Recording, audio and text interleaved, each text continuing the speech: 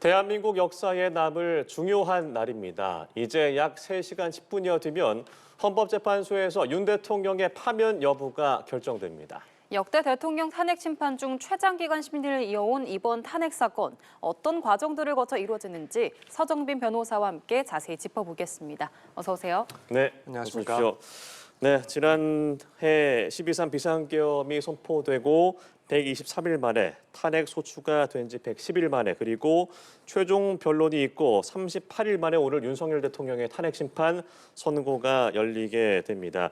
현재 헌법재판소 인근은 긴장감이 감돌고 있고, 저희 연합뉴스 TV가 헌재와 직선거리로 한 500m이기 때문에 주변 교통이 쉽지 않았을 것 같은데, 변호사님은 어떻게 출근하실 때 불편 없으셨습니까? 네, 저도 이제 상당히 긴장을 하고 이곳으로 이제 출근을 했는데, 일부러 뭐 차를 조금 멀리 대놓고 남은 거리는 이제 자전거를 통해서 이동을 했습니다. 뭐 아직까지는 교통이 마비된다거나 혹은 상당히 정체된 상황은 아닌 것 같은데, 조금만 더 시간이 흐르면은 아무래도 이 인근에서는 이 교통이 상당히 통제가 되고 또 이용의 불편이 많이 예상이 되는 그런 상황입니다. 일단 경찰은 이에 대비해서 오늘 가포 비상을 발령한 상태입니다. 이게 경찰력의 100% 동원이 가능한 조치라고요? 네, 그렇습니다. 이제 비상 조치 중에서도 가장 높은 단계의 그런 비상 상태인데, 100%의 경찰 인력 동원 모두 가능하고, 또 경찰들은 연차도 이제 쓰지 못하는 그런 상황입니다.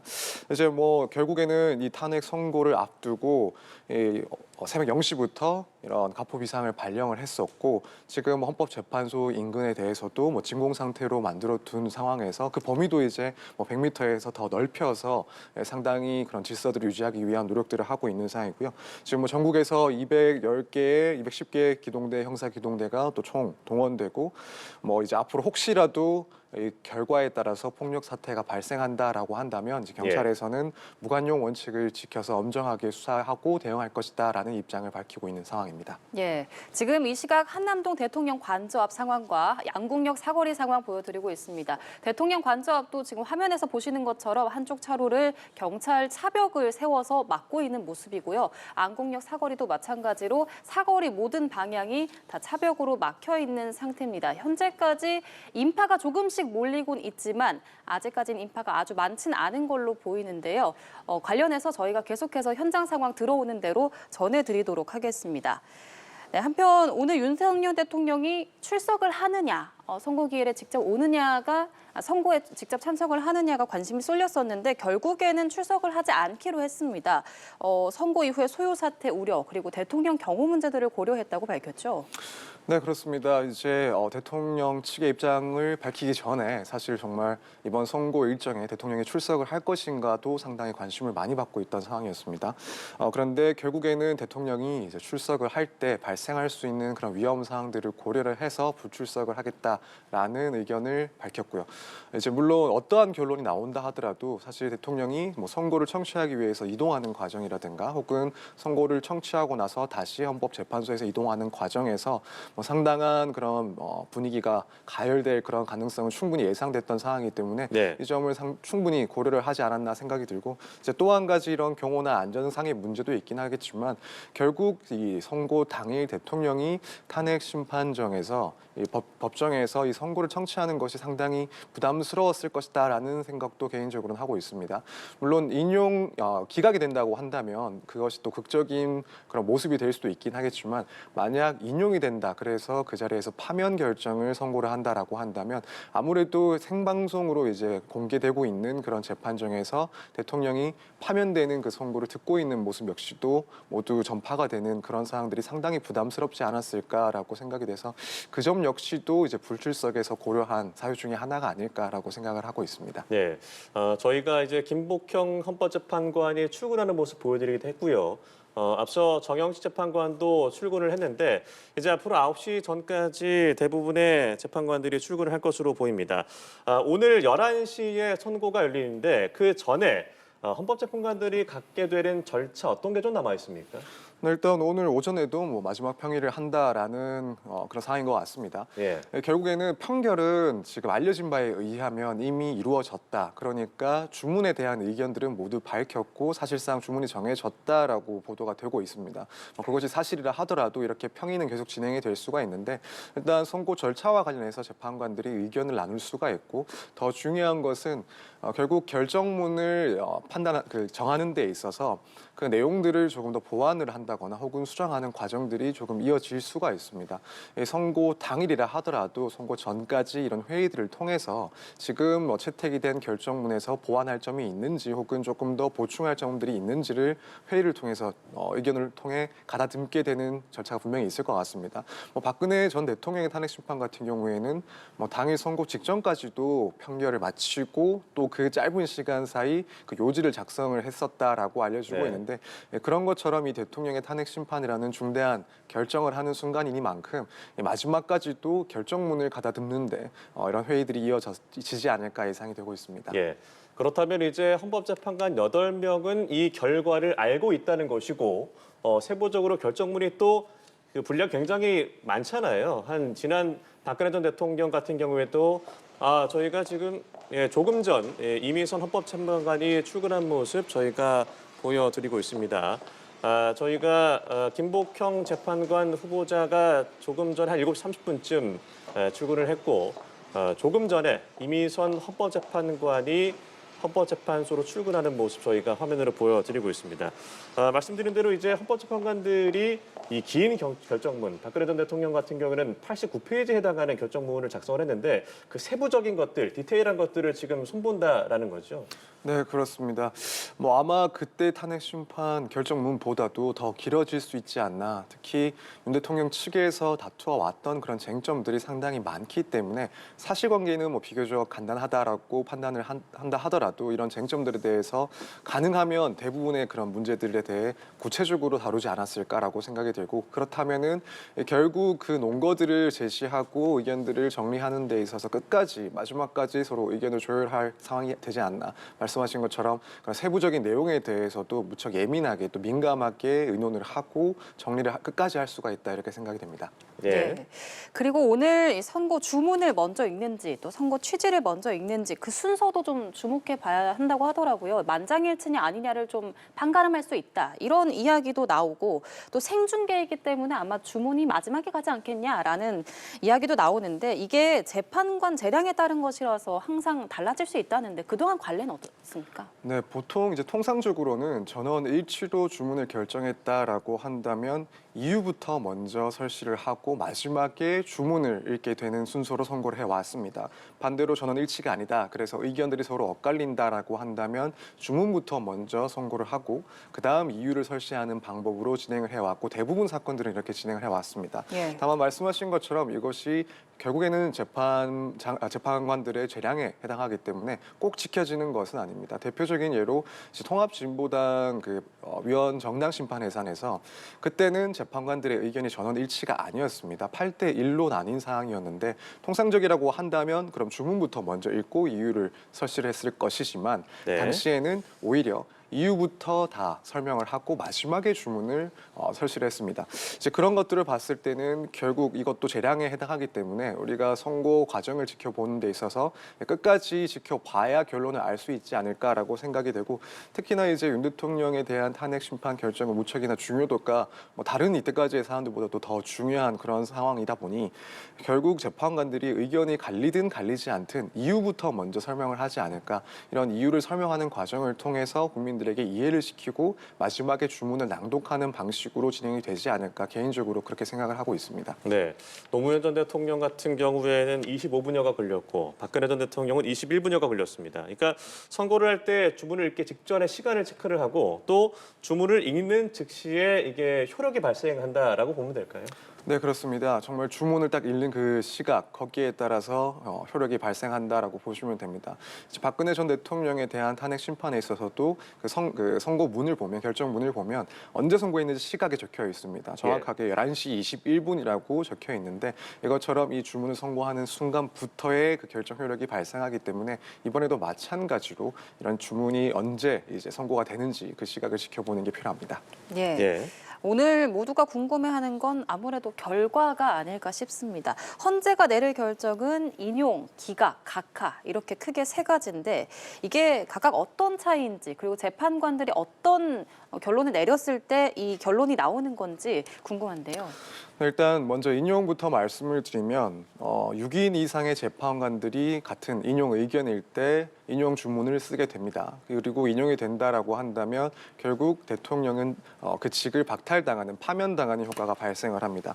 그리고 이제 인용을 하게 된다라고 한다면 결국 이 비상계엄 사태에 대한 평가가 해당 비상계엄과 관련된 일련의 행위들은 위헌이고 또 위법이고 나아가서는 파면에 이를 정도로 중대한 법 위반 사유다라는 판단까지 했다라는 겁니다. 네. 근데 만약에 이제 6인 이상의 인용 의견이 모아지지 않았다. 라고 한다면은 결국 기각이나 각하 의견 중에 하나가 주문이 되게 됩니다. 그래서 기각이라는 것은 이 탄핵소추 사안들을 봤을 때 첫 번째로는 헌법이나 법률에 위반되지 않는다라는 판단을 했을 수도 있고 혹은 나아가서 법에는 위반이 되지만 파면에 이를 정도로 중대한 사유라고는 볼 수가 없다라는 판단을 했을 수도 있습니다. 하여튼 이렇게 되면은 기각 결정으로 윤 대통령은 그 직을 유지를 하게 되는 것이고 직무에 복귀를 하게 되는 겁니다. 예. 이제 각하는 기각이랑 유사해 보이긴 하지만 결국에는 절차적인 흠결이 발생했기 때문에 본안 내용까지 판단하지 않겠다. 형식적으로 판단을 끝내는 그런 결정을 이야기를 합니다. 물론 예외적으로 그 사안의 중대성을 고려했을 때 내용을 조금 더 짚을 수도 있긴 하지만 원칙적으로는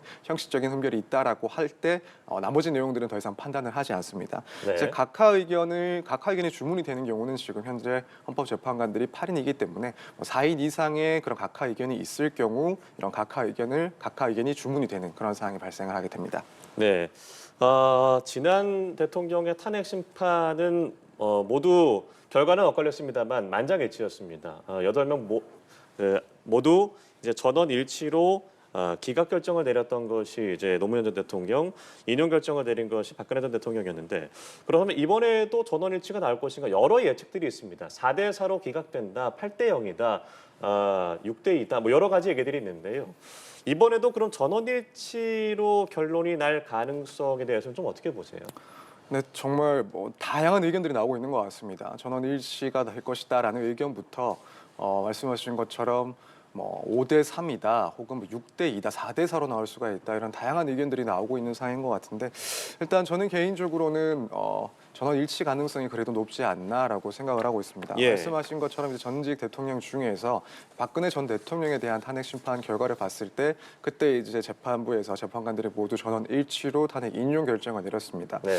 아무래도 그때 고민을 했던 부분은 결국 이 대통령에 대한 파면이라는 중대한 일을 결정하는 데 있어서 의견이 갈릴 경우 발생할 수 있는 이제 국민적인 그런 분열 상황까지도 고려를 하지 않았을까라고 개인적으로는 생각을 하고 있습니다. 근데 사실 그때 박근혜 전 대통령의 상황보다도 지금 윤 대통령의 이 사건에서 국민적인 그런 분열은 더욱 심한 그런 상황이다 보니 그렇다면 이제 사법적인 판단을 하는 기관이지만 한편으로는 정치적인 부분까지도 고려를 할 수밖에 없는 헌법재판소에서 이 결정 내용뿐만 아니라 그 파급력까지도 충분히 고민을 할 만큼 중요한 문제가 아닐까라는 생각이 들고 그렇다면은 다른 의견들도 있겠지만 개인적으로는 일단 전원 일치 의견을 내기 위해서 상당히 노력을 했을 것이다. 따라서 이번에 전원 일치를 통해서 어쨌든 이후에 발생할 수 있는 그런 분열 상황을 최소화시키려고 노력을 했을 것이다라고 예상을 하고 있습니다. 예, 오늘 결과를 예상해 볼 수 있는 힌트가 될 수 있는 게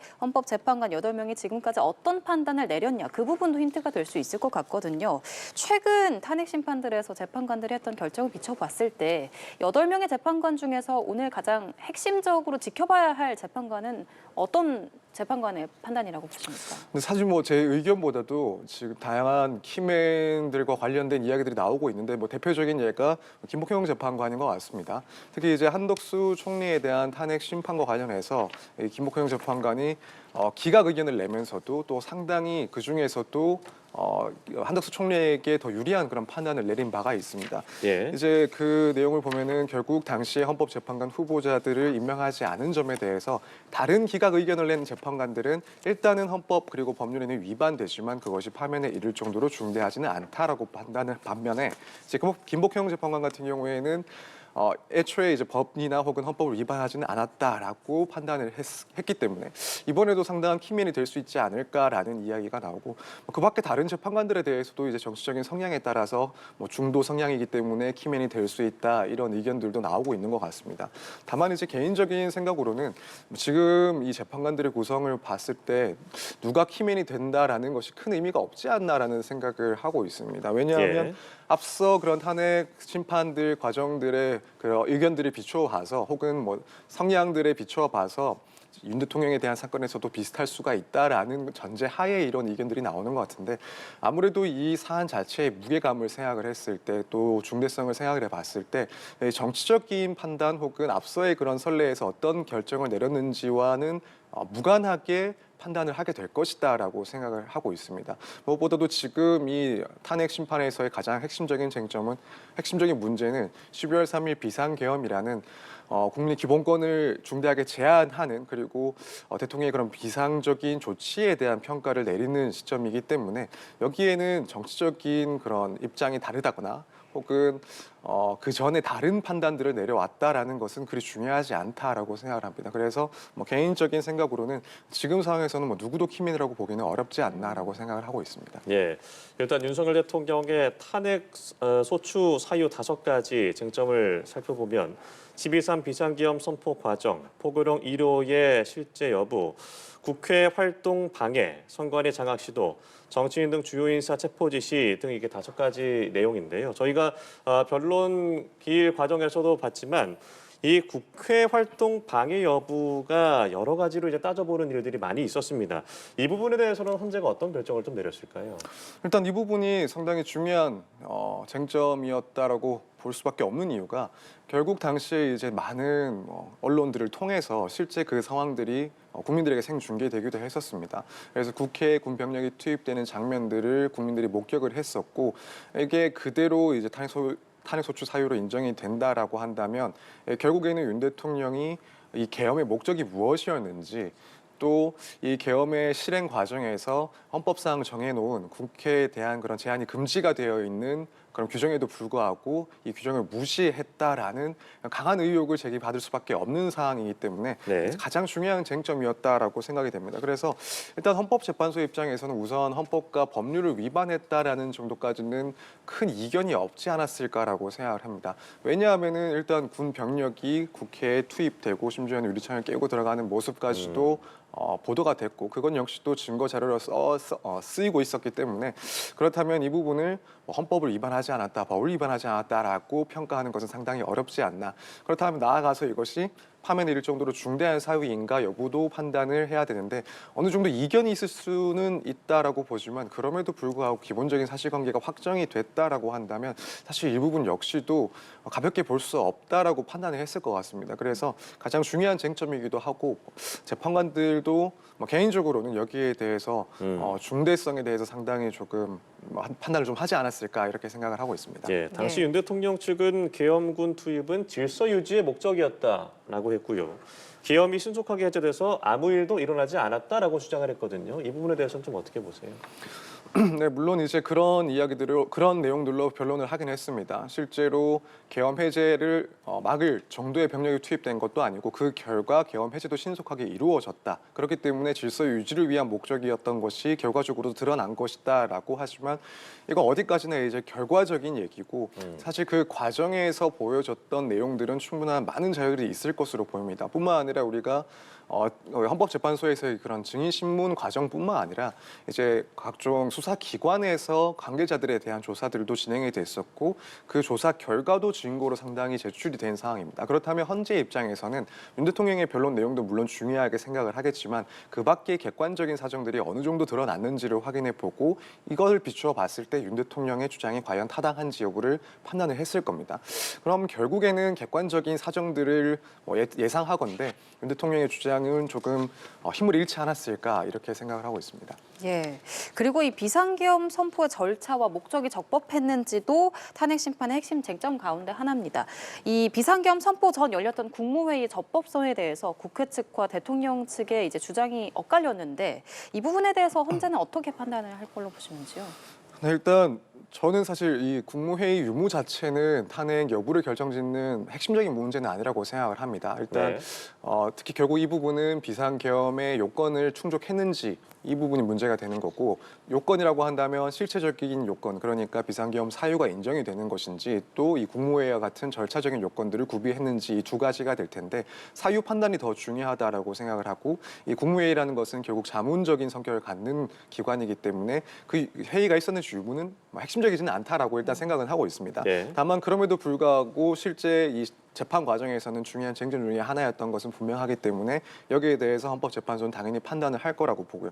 뭐 사실 여기에 대해 지금 예측하기 조금 어렵긴 한데 그 한덕수 총리에 대한 탄핵 심판 과정에서 한덕수 총리의 그 탄핵 소추 사유 중에 하나가 이 비상계엄 당시에 윤 대통령과 관련해서 이 비상계엄에 공모를 했다, 통모를 했다라는 내용이 포함되어 있었습니다. 그리고 그 과정은 국무회의를 통해서였다라는 건데 헌법재판소에서 당시에 있었던 그런 회의 과정을 국무회의라고 규정짓지는 않았습니다. 판단을 하면서 조금 회의라는 표현으로 애매하게 표현을 했던 것 같은데 그렇다면 헌법재판소에서도 이 절차를 국무회의라고까지는 조금 판단하지 않았을 가능성이 높지 않나. 그래서 오늘 재판에서도 국무회의가 실질적으로 있었다고 보기 어렵다는 판단을 조금 하지 않을까 예측을 하고 있습니다. 예. 그리고 이제 홍장원 국정원 1차장 같은 경우에는 두 번이나 증인으로 출석하면서 여러 얘기들을 들었습니다. 그러니까 정치인, 주요 인사들에 대한 체포 지시가 있었느냐 여부인데 이 부분은 어떻게 판단했을까요? 네, 이 부분도 상당히 큰 쟁점이 됐었죠. 특히 예. 이제 홍장원 전 차장의 그 메모 작성 경위에 대한 발언들이 조금씩 변동해 있었기 때문에 신빙성 문제가 발생을 했었고 그래서 유일하게 두 번 출석을 해서 증인신문 과정을 거쳤습니다. 여기에 대해서 이제 헌법재판소는 일단 홍장원 전 차장의 전체적인 취지의 변동이 있는지 뭐 세부적으로 차이가 있긴 하지만 일관적인 것을 유지하고 있는지를 판단을 했을 걸로 보입니다. 뭐 개인적으로 봤을 때 홍장원 전 차장의 전체 취지 그러니까 대통령으로부터 어떠한 지시를 받았고 나아가서 사령관으로부터 여인영 사령관으로부터 이 체포 지시 관련해서 구체적인 내용을 전달받았다라고 하는 그 취지는 변동이 없다라고 보는 게 맞지 않을까라고 생각이 되고 사실 우리가 이때 증인신문 과정에서 워낙 주목을 받아서 그렇지 이 홍장원 전 차장의 발언뿐만 아니라 체포 지시와 관련된 내용들이 수사기관에서 어느 정도 확인된 자료들이 있다라고 알려졌습니다. 그래서 비슷한 그 체포 명단 문건 혹은 관계자의 진술이 이미 수사기관에서 나왔다라는 것이 보도가 됐었는데 이건 역시도 증거로 헌법재판소에 가 있는 사항이라고 한다면 결국 이제 홍장원 차장의 그 진술뿐만 아니라 이와 유사한 다른 관련자들의 진술을 함께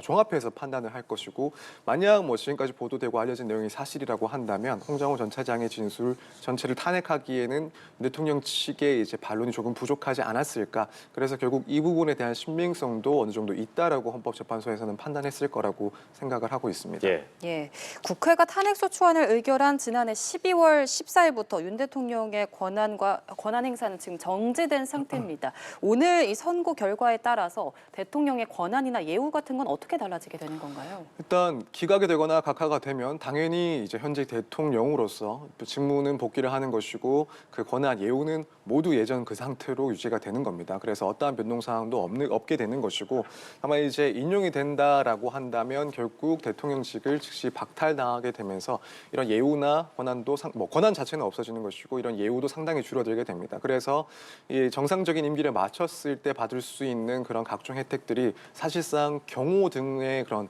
내용들을 제외하고는 모두 없어지는 그런 결과가 발생을 하게 됩니다. 네, 알겠습니다. 지금으로부터 2시간 이제 45분여 뒤면 이제 11시에 윤석열 대통령의 탄핵 심판 선고가 진행이 됩니다. 아마 정말 많은 국민들, 모든 국민들이 관심을 갖고 지켜보지 않을까 싶은데 결과가 어떤 결과가 나올지 저희가 계속해서 지켜보도록 하겠습니다. 지금까지 서정빈 변호사와 함께 자세한 내용 알아봤습니다. 고맙습니다. 고맙습니다. 감사합니다.